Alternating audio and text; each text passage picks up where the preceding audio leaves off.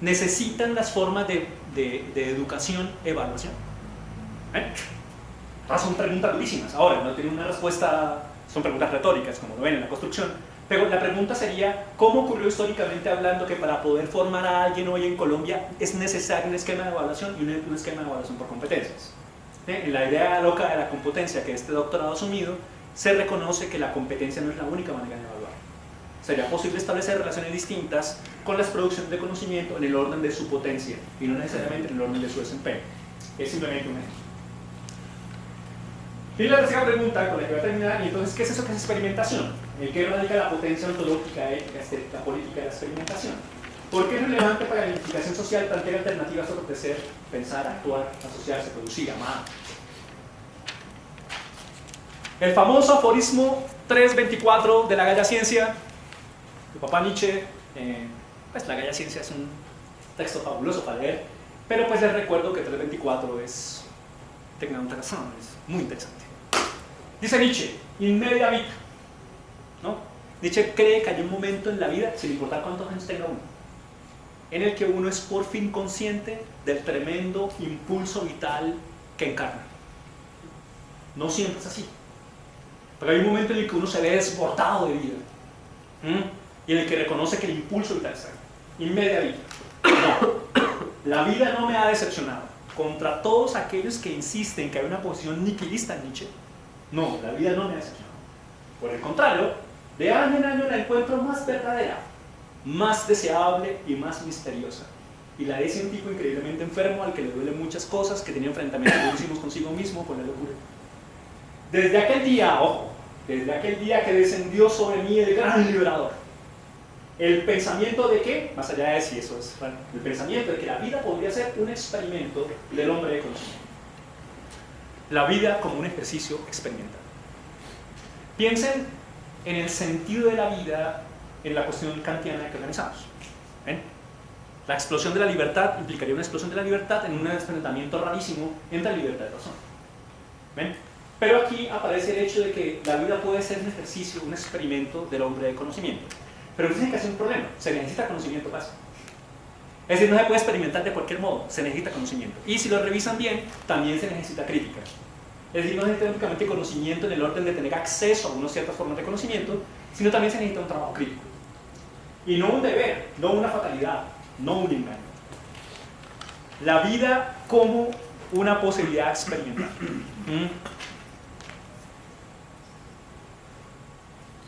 Sigue el aforismo. Y el conocimiento mismo puede que para otros sea algo diferente. Por ejemplo, un lecho.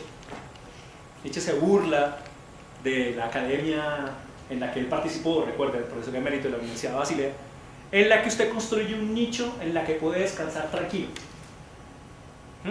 Es algo así como una especie de muro de protección de la vida en la que usted se echa y se queda ahí. Todos hemos tenido experiencias de esa clase, ¿no? ¿Para qué les traigo esa colación? O el camino hacia un lecho. O sea, no es que todavía no he llegado al lugar donde por fin voy a descansar tranquilo, sino que estoy en tránsito. O un entretenimiento, o una actividad de ocio.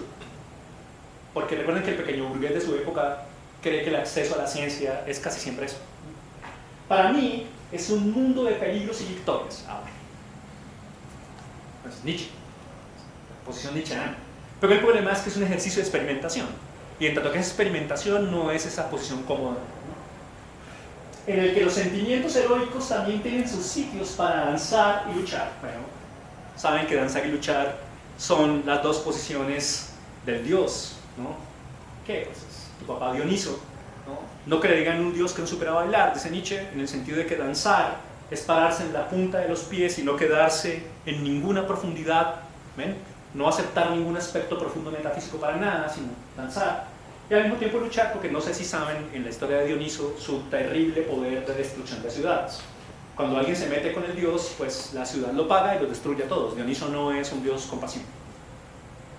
La vida, un medio de conocimiento. Aforismo. Con este principio en el corazón no solo se puede vivir valerosamente, en el sentido del valor necesario. Dice que hay un cierto coraje aquí, pero no es el mismo kantiano. Es otra forma de coraje. Sino incluso vivir alegremente. ¿No? Recuerden que para Nietzsche el problema central de la vida en la Gaia ciencia, la ciencia de la alegría, no puede ser la tristeza o el nihilismo, ¿no? Vivir alegremente y reír alegremente. ¿Y quién sabría reír y vivir bien? Ojo, si previamente no hubiera salido de guerra y de victoria. La desujeción, en este caso, se plantea como un ejercicio en el que hay un cierto coraje, incluso una cierta dimensión heroica, es decir, Nietzsche romántico, en el que ahora yo me planteo una relación conmigo mismo que tiene por objeto poner en riesgo los límites disponibles de mi propia ontología para experimentar con una nueva. Así que quiero mostrarles que la noción de la vida como ejercicio experimental es un asunto más antiguo que Foucault.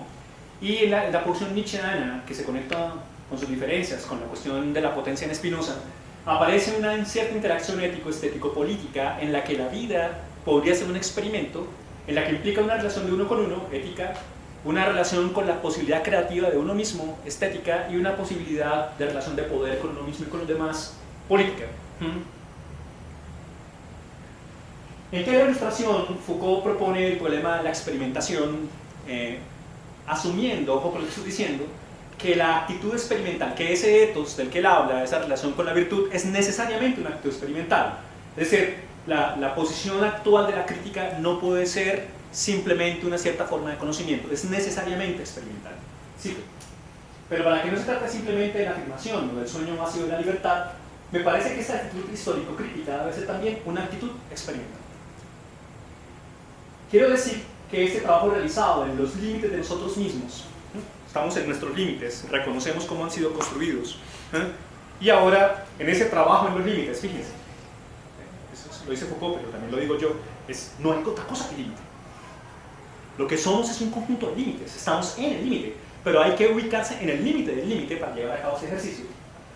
Abrir un dominio de investigaciones históricas y por otro someterse a la prueba de la realidad y de la actualidad. Entonces, primero, abrir un dominio de investigaciones históricas. Hemos dicho muchas veces que no hay crítica sin historia. Así que decir cuál es su posición crítica es también decir cuál es su perspectiva histórica.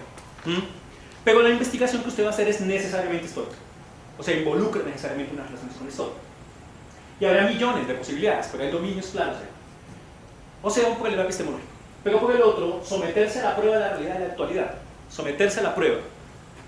Es decir, tomar mis posibilidades de investigación para transarlas con lo que está funcionando hoy y averiguar si sirven como herramienta o no. Pero hay una prueba, ¿no? O sea, han visto el básanos griego, que es la piedra de toque, ¿no? Usted toca el oro y lo pasa, ¿no? Aquí el básano sería las confrontaciones de las problematizaciones. Pues porque por ahí una señora que contrató la fiscalía hizo un discurso muy interesante que al fin y al cabo parece que no sirvió para nada, para la fiscalía. Pero quién sabe si para otros investigadores ese ejercicio sea un gran elemento. La pregunta es, ¿constituyó ese ejercicio crítico una herramienta para entender cómo funciona la realidad actual y permitiría mostrar cómo funcionan las posibilidades nuevas? ¿Quién sabe? Habría que meterlo, pasarlo por esa relación de piedra de toque. Tanto para captar los puntos en los que el cambio es posible, por favor no olviden eso. Captar los puntos en los que el cambio es posible. No se hace crítica para hacer pontificia, una cierta expresión. No, se hace crítica para hacer visibles las posibilidades del cambio, dónde y en qué puntos específicos. Y deseable, como para determinar la forma precisa que se ha de dar a dicho cambio. Y ese es el problema de la experimentación. La constitución de una forma precisa de construcción de ese cambio que ya se ubicó. Ahora, el hecho de que sea experimental no le quita un ápice al hecho de que pueda ser precisa. No, es que en tanto que experimental no puede ser precisa, al contrario, entre más experimental es, más precisa es, porque su precisión permite averiguar si funciona o no respecto de la especificidad de unas capturas, de unas prácticas sociales, etc. Ahora, lo bello de esto es que la experimentación no garantiza nada, ¿no? En un lenguaje distinto, por ejemplo con Deleuze, una máquina de guerra que transita por un espacio liso en una línea de fuga, no por eso es libre. Ese mismo ejercicio puede ser un tremendo ejercicio fascista, es algo que advierte de eso, ¿no? No por experimentar una cierta posibilidad, entonces ya conseguimos, comillas, la libertad. No, tenemos grandes riesgos, por eso hay un ejercicio de coraje. Caracterizaría, por tanto, ese ethos filosófico propio de la ontología crítica de nosotros mismos como una prueba histórico-práctica de los límites que podemos franquear. Ojo, prueba histórico-práctica de los límites. O sea, no es únicamente describir el límite, sino hacer pruebas con los límites. Y ese hacer pruebas con los límites implica experimentaciones. Pongo por caso. ¿Podría la construcción de una tesis doctoral dejar de ser una propiedad privada entre dirigido y director para constituirse en los puntos que... Sí, sí puede. Una tesis doctoral también puede tener unos elementos de construcción común de conocimiento, de construcción cooperativa de conocimiento. Ese, por ejemplo, es un ejercicio experimental que nosotros podemos hacer. Saben que en el capitalismo actual construir una tesis doctoral implica una relación con puntos, esas cosas, y con cualificación en el capital humano, y la mayoría de las personas cree y asume, jurídicamente hablando es así, que la tesis le pertenece al director y al dirigido, en términos jurídicos. Ahora bien, construir una tesis doctoral también puede ser un ejercicio de cooperación. Cooperación y composición de potencias con las comunidades, con las problematizaciones, con los otros, con los contradictores, ¿ven? Y no únicamente un ejercicio de propiedad privada, ¿no? Y por consiguiente, como el trabajo de nosotros mismos sobre nosotros mismos. Perea, ¿por qué dice usted una y otra vez que crítica, ficción y experimentación son cuestiones de práctica reflexiva? Hay un trabajo de nosotros sobre nosotros mismos. Un trabajo de nosotros sobre nosotros mismos en el límite. En nuestra condición de seres libres, que es el problema de la autonomía. Quiero terminar entonces con este es el último párrafo de qué es la ilustración. Pueden leer, ¿no? Dicha actitud filosófica debe traducirse entonces en un trabajo de investigaciones diversas. Tales investigaciones tienen su coherencia metodológica, según Foucault, en el estudio de la par arqueológico y genológico de sus prácticas, consideradas simultáneamente como tipo tecnológico de racionalidad y juego estratégico de libertad, que fue lo que ya dijimos. Porque aparezca ahí con otro, no es otra cosa que mecanismos de coerción y modalidades de verdad. La especificidad de esos tipos. Tienen además su coherencia teórica en la definición de las formas históricamente singulares en las que han sido problematizadas las generalidades de nuestra relación con las cosas, con los otros y con nosotros mismos. Coherencia metodológica. Fíjense que esa coherencia metodológica involucra una posición de ficción. Es decir, construir la coherencia teórica y la coherencia metodológica implica un trabajo ficcional, una política de la verdad otra, una modalidad crítica en las que las relaciones de poder que se acompañan de formas de la verdad son susceptibles de ser cuestionadas por investigaciones históricas que hacen visible la singularidad en la que aparecía esa forma de verdad y esa forma de poder.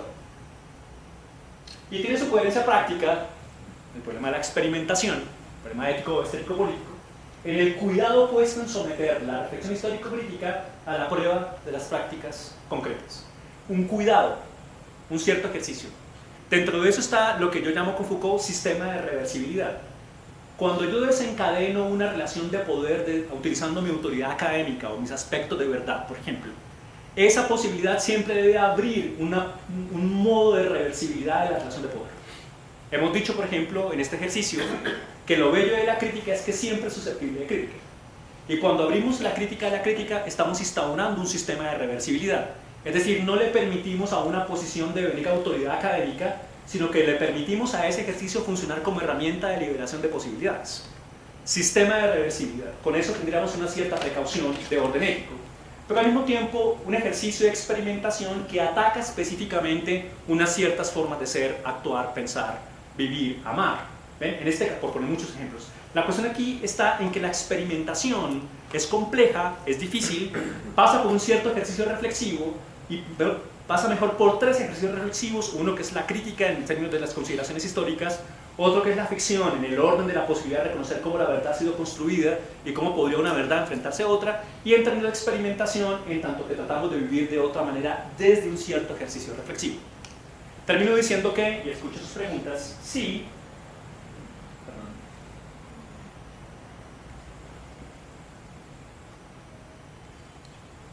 sí, como se dijo, la crítica tiene esa condición y termina siendo la industrialidad reflexiva en el orden de la política de la verdad. Entonces, la crítica y su relación con la ficción y la experimentación muestran ahora cómo podría uno, en una relación con los otros, asumir la verdad como herramienta, la producción de nuevas formas de la verdad como herramienta para resistir aspectos específicos de la relación compleja entre gubernamentalización y ciencias sociales humanas hoy. Muchos sujetos están siendo gestionados desde esa relación. Muchísimos sujetos en Colombia, en América Latina, están gestionados desde esquemas gubernamentales que se apoyan en discursos cuyos efectos de poder tienen por objeto establecer esas relaciones de sucesión. Y no solamente mis compañeros Lucas Macú, ¿no?, que están allá en ese campo de concentración en San José del Guaviare, para todos conocido, cada día siendo menos, cada día atacados por colonos, todo ese montón de problemas con los Lucas Macú, que están siendo gestionados desde alternativas gubernamentales que asumen una cierta relación con las ciencias sociales humanas. No solamente esa tribu, no solamente lo que está pasando con la gestión de los habitantes de calle en Colombia y en el mundo, no solamente con lo que está pasando acerca de las relaciones de producción de conocimiento y poder en el orden de las tesis doctorales. En esos diversos niveles de problematización está una relación entre la verdad y el poder que es necesario hacer visible.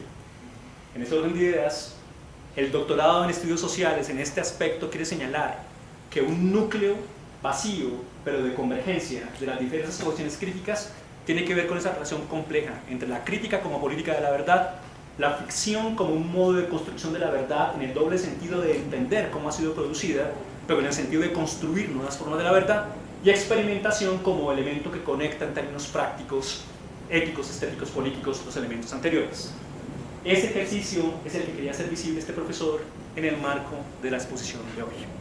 Escucho sus preguntas, objeciones, aportes. Me llama la atención, digamos, la idea que se propone aquí de que exista cierta coherencia en sostener que de alguna manera los discursos que se enuncian se hacen desde una cierta aproximación a lo que sería la verdad. Mi pregunta sería, ¿cuál es la forma o el régimen de verdad sobre el que se cimenta Foucault para decir eso? Perdón, o sea, porque no solamente correspondería a los lugares de enunciación de la verdad, ¿cierto?, que sería más o menos como la idea global de Foucault, pues a uno le resulta interesante saber cuál es el lugar de enunciación de la verdad de Foucault. O sea, todos somos lugares de enunciación, pues sí, ¿cuál sería el de Foucault? ¿Cierto? Esa sería una duda. En el sentido de reconocer los límites de lo que él propone. Claro, okay. Claro, en el entendido de que pues toda forma de enunciación no verdadera tiene exactamente unos límites, entonces pues, ¿cuáles son exactamente los que podríamos aprender? Digamos que esa es una inquietud que siempre me ha llamado la atención.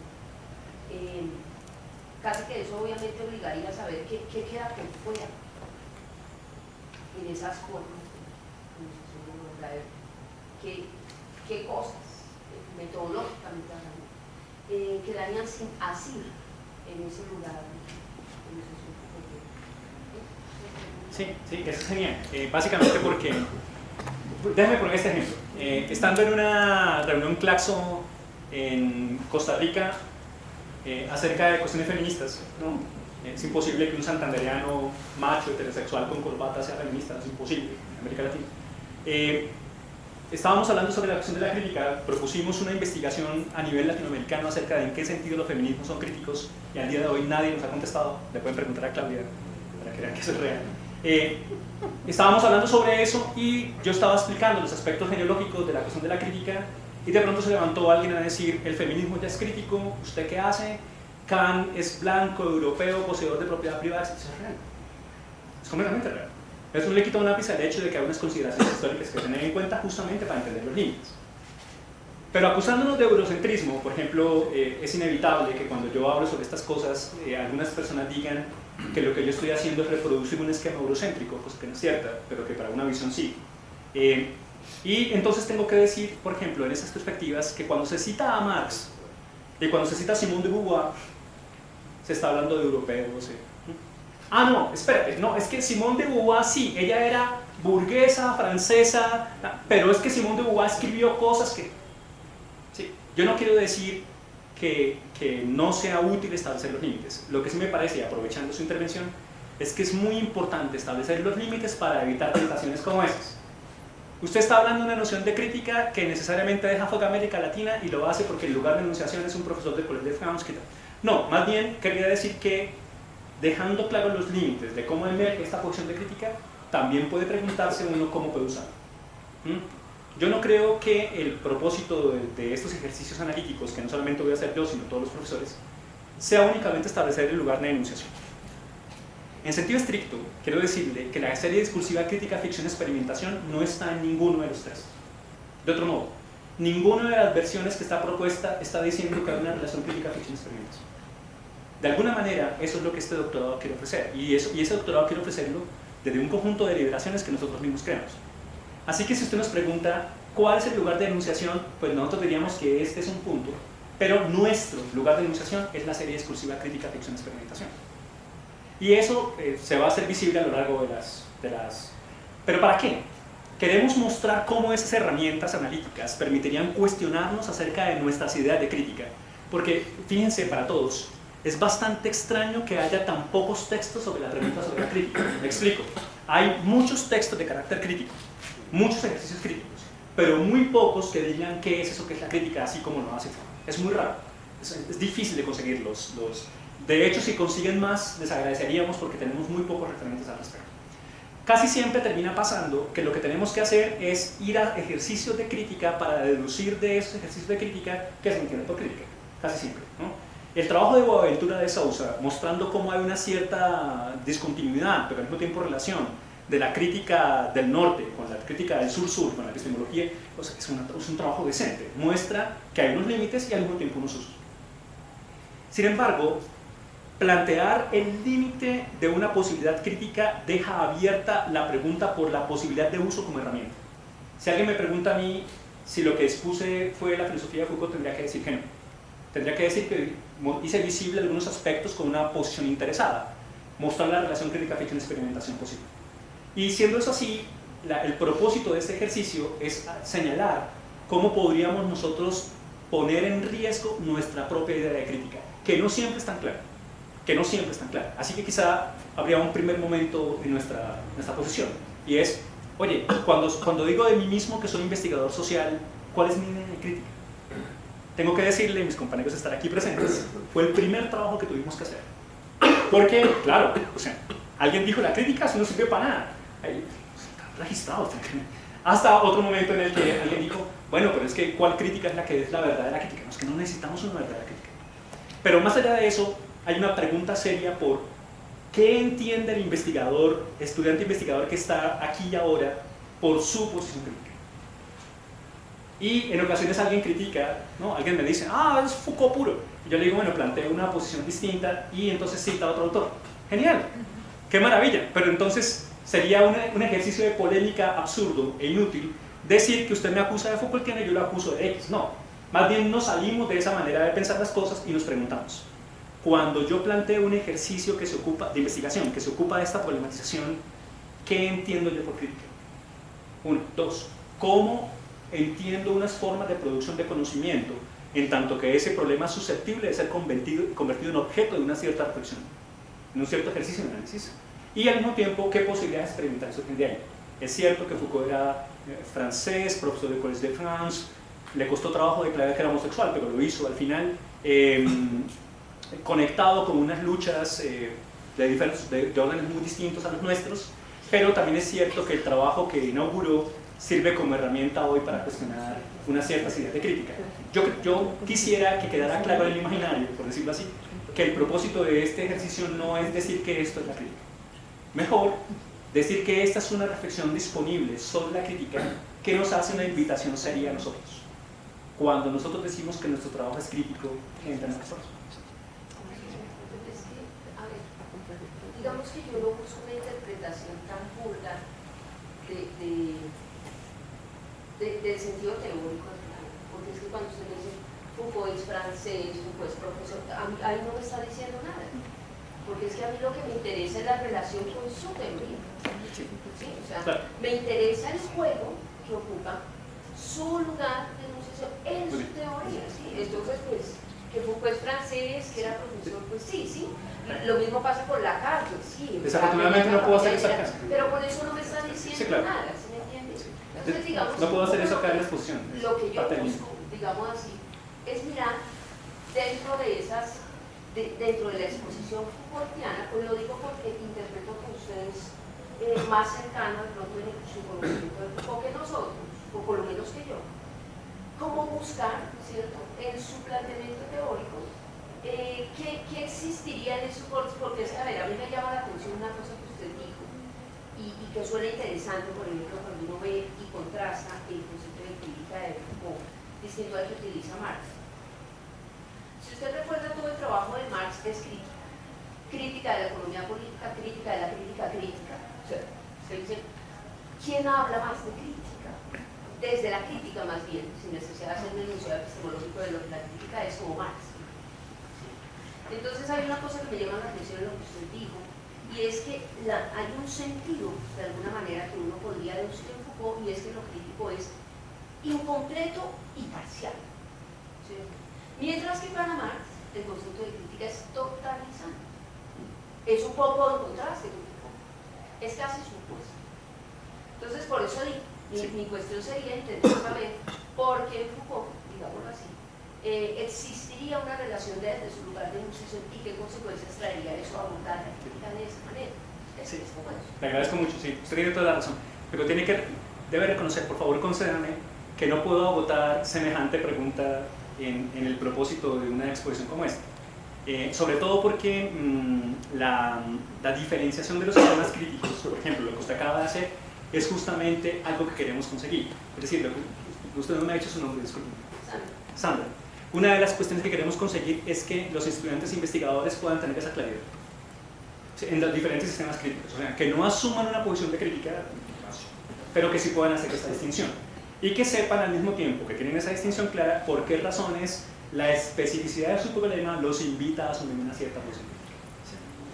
Lo que a uno le resulta aquí como inquietante y paradójico de alguna manera es que cualquiera que sea la discusión que establezcamos sobre cualquier categoría de la función teórica social nos instala en la noción de límite, y esos límites están en el lenguaje. Los lugares de enunciación también son históricos, y entonces uno es un ejercicio de no terminar nunca qué dice y qué límites tiene el concepto de crítica en Marx o en Deleuze o en el autor que sea, para uno poder decir yo me instalo aquí o me instalo allá. Es una dimensión que a uno le parece que es eternamente voluble, que es inacible, y que, como diría por allá en algún momento Gers, nos pone frente a la incertidumbre de que estamos atados indefinidamente a las redes de la interpretación, que cada elemento, cada enunciado sobre determinada problemática social que se instala se juega definitivamente en redes de interpretación que hay que verlas históricamente y que tienen unos lugares de enunciación y unas formas particulares de enunciación. En ese sentido uno diría, bueno, ¿dónde está el límite de la noción de crítica para que uno pueda decir yo me muevo en esta noción o yo me instalo aquí? Sí, esa es una pregunta.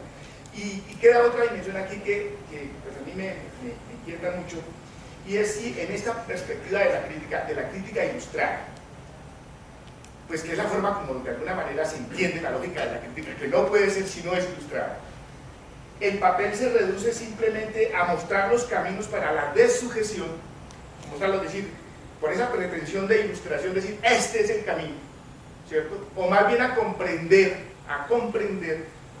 los caminos que los movimientos sociales y que los grupos sociales han hecho en su eterna sabiduría para de alguna manera siempre encontrar formas de resistencia y de sobrevivir frente a las lógicas hegemónicas y de poder que históricamente los han controlado.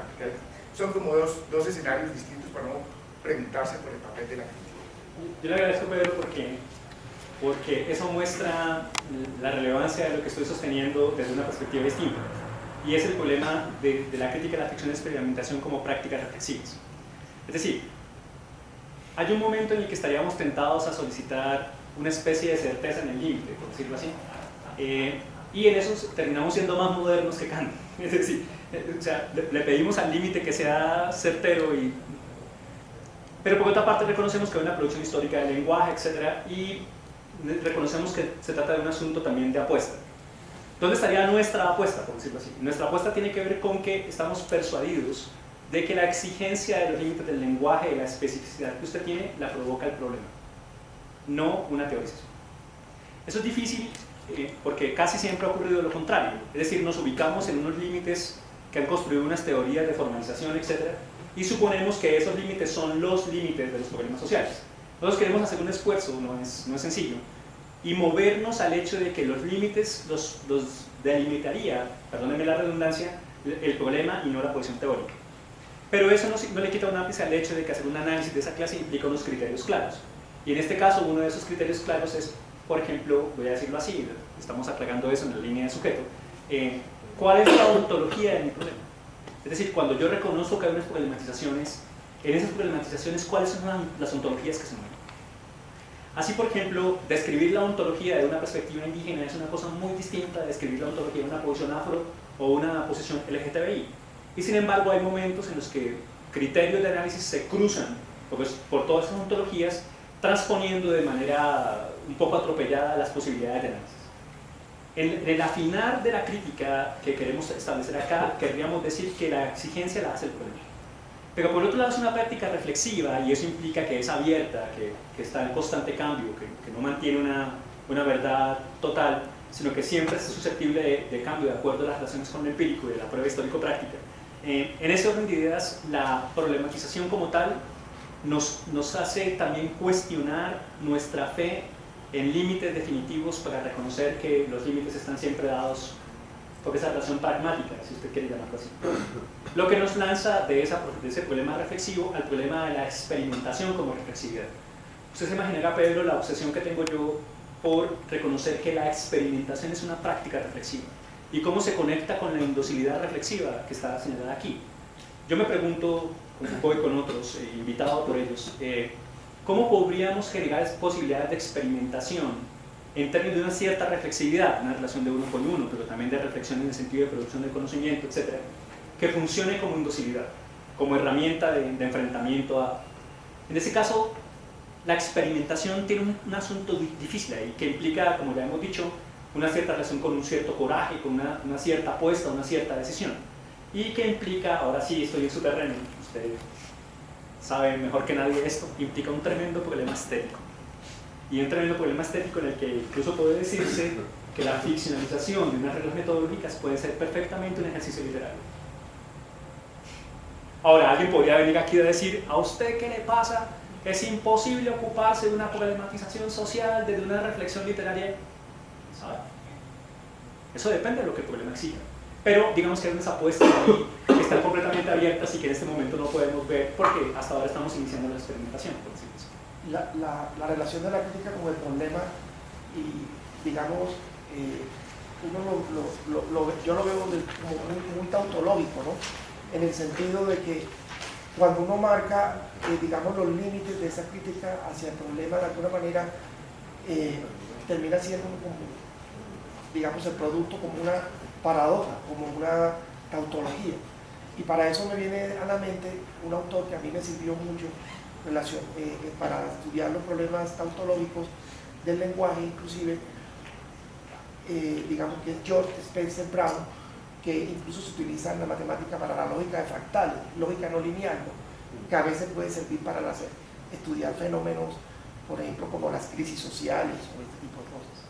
Bueno, yo tengo que reconocer que en el lenguaje de la lógica formal, tautología y paradoja no son lo mismo. No son lo mismo. Hay un momento en el que Leibniz se hace la pregunta si el principio de identificación de Aristóteles implica una relación metafísica, A es igual a A, entonces el ser es igual al ser, etc.